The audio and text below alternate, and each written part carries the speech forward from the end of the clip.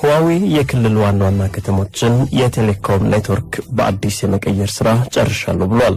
ቴድሮስ ወርቁ የቻይናው ቴሌኮም ኩባንያ ሁዋዌ ከአዲስ አበባ ውጪ የክልል ዋና ከተሞችን የቴሌኮም የኔትወርክ ዝርጋታን በአዲስ የመቀየር ስራን ጨርሻለሁ አለ። ከክልል ስራዬ 500 ያክሉን ሳይቶች በአዲስ ኔትወርክ የመቀየር ስራንም አገባድጃለሁ ሲሉም ተናግሯል።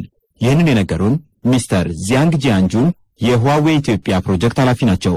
በአዲሱ ፕሮጀክት መሰረት በመላ ኢትዮጵያ የሚሰራው የቴሌኮም ማስፋፊያ ስራ በ13 ዞኖች የተከፋፈለ ሲሆን አዲስ አበባን ጨምሮ 7 ቦታዎች ለሁዋዌ ኩባንያ ተሰጥቷል። በቅርቡ በተገባ አዲስ ውል ደግሞ 4ቱ ለስዊድኑ ኤሪክሰን፣ ቀሪዎቹ 2ቱ ደግሞ ለዜድቲ መጥቷቸው የሚታወስ ነው። ሁዋዌ ከአዲስ አበባ ውጪ ስለሚሰራቸው የክልል ስራዎች ጠይቀን የነገሩን የፕሮጀክቱ ኃላፊ ኩባንያው ከአዲስ አበባ ውጪ የኢትዮጵያን ሰሜንና ሰሜን ምስራቅ ስራንም እየሰራ ነው። አሁን እኛ እየሰራን ያለነው በሰሜን ኢትዮጵያ በኩል ያለውን ስራ ነው።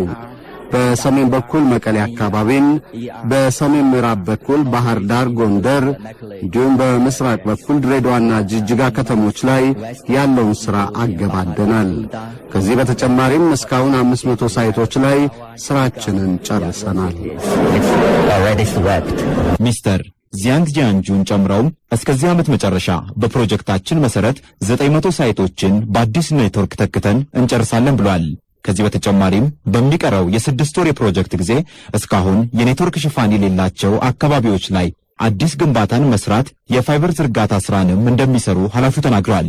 ከአዲስ አበባ ውጪ በሁዋዌ በዜድቲና በኤሪክሰን ኩባንያዎች በኩል በክልል ከተሞች ስለሚሰሩ ስራዎች ኢትዮ ቴሌኮምን ጠይቀን ባገኘነው መረጃ ስራው የቱጂና ስሪጂ ኔትወርክን መዘርጋትን በውስጡ የያዘ ነው። ምንጣፌን ቀደደ ያለውን የልብስ ንጽህና መስጫ የከሰሰው ካሳ ተከፈለው። ዮናስ ክብረት አቶ ኢዮቤድ ጥበቡ ይባላል። ስሙን ለጊዜው በተወነው የልብስ የንጽህና መስጫ ድርጅት ውስጥ የቤት ውስጥ ምንጣፉ እንዲታጠብለት ህዳር 2006 ዓ.ም ይሰጣል። ምንጣፉንም ባለቤቱ ሊወስድ ቢመጣ ተቀዶ ያገኘዋል።